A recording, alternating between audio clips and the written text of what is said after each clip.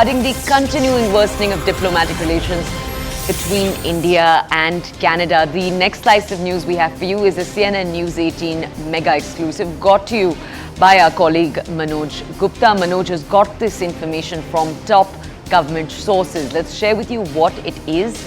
Then we'll have a reporter connect with us to bring us more context. Top government sources are telling our colleague that the Canadian diplomatic interference is well known in many matters. These are the exact words used by the government sources. They've also said that Canadian diplomats are misusing their visa powers in different consulates in Chandigarh and other parts of Punjab. This is one more chapter in the ongoing standoff between India and Canada. You remember the Canadian government announced it had recalled 41 diplomats posted in India and their family members on Friday.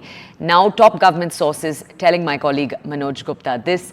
Abhishek, if I just scan over what it is that the sources have told our colleague, two big claims here. Number one, that Canadian diplomats are misusing their visa powers in different consulates by going soft in essentially not screening people to the degree that they should. And claim number two that is made by these top government sources is that India is not helping that Canada is not helping India with extradition in certain cases. Abhishek, can you tell our audiences what are these top government sources citing as evidence for these 2 points? Because these are huge claims to make against Canada.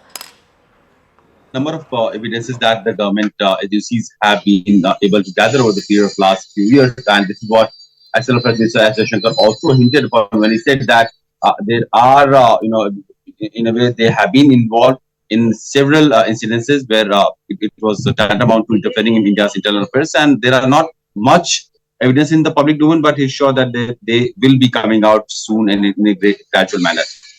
The government sources are telling us that the farmers' agitation was also supported by certain political factions from the Canadian government. Then there are certain individuals who have a history of anti-India rhetoric or who have a history of being, violent, involved in violent crimes. They were also given visa, or in a way, they were taken out from India and given shelter in Canada in the name of political asylum. Also, there have been several, extradition requests that India has sought from Canada, but they are all pending. And Canada calls India as a strategic partner, a partner which is who is very crucial in India's in Canada's overall Indo-Pacific policy. But not addressing India's concern of national security is something that has not gone down well with India for last many months now. And on top of it, what Justin Trudeau alleged on Indian agency's role in the killing of Hardeep Singh Nijjar, a dreaded Khalistan terrorist, declared by Indian agencies, was the last blow in the entire saga that has now taken the bilateral relationship to the lowest point in decades between the two countries. Abhishek, stay with us, please. I just want to walk our audiences through a quick summary of everything you've just told us, then we'll come back to you with more questions. So, let's quickly summarize what it is that Abhishek just told us.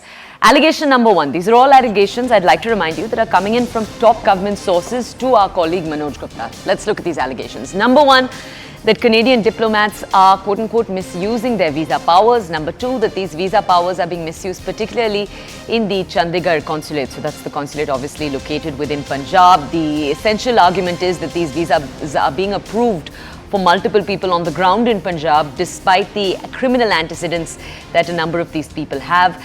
These are, as we've just told you, criminal activities by those who do finally get their visas approved. The visas are given to those, this is again an allegation made by top government sources, that the visas are being given to those who are supporting the Khalistani cause. All right, we have the diplomat, Ashok Sajanhar, who's with us right now to bring us more context. Sir, good morning. Thank you for joining us. Sir, before we carry on, I just want to take to you a rather simplistic question, but one that I'm sure is on top of our audience's mind.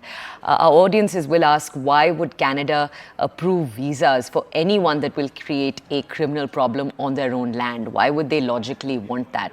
Sir, how do you see the story? How would you answer that?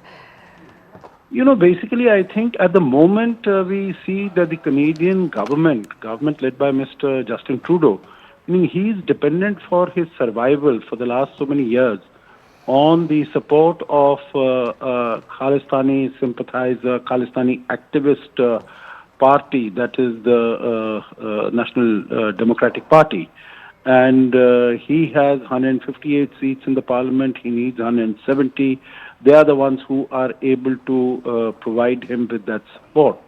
So it would appear that it is the tail wagging the dog, that they are doing what is required. And what we had also mentioned when Mr. Trudeau made this absolutely baseless and wild allegation in the Canadian Parliament on the 18th of September that India is somehow involved in the killing of Hardeep Singh Najjar. That we had said it is absurd and motivated, and motivations are political compulsions. So similarly,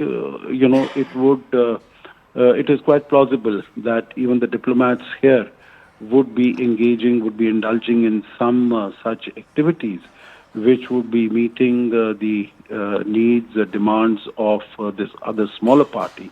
And those people are going there and they are creating problems for India in Punjab, sending money here. We have seen how during even the farmers' agitation, much of the Khalistani money was flowing in. So there are, I think we need to investigate that much further. But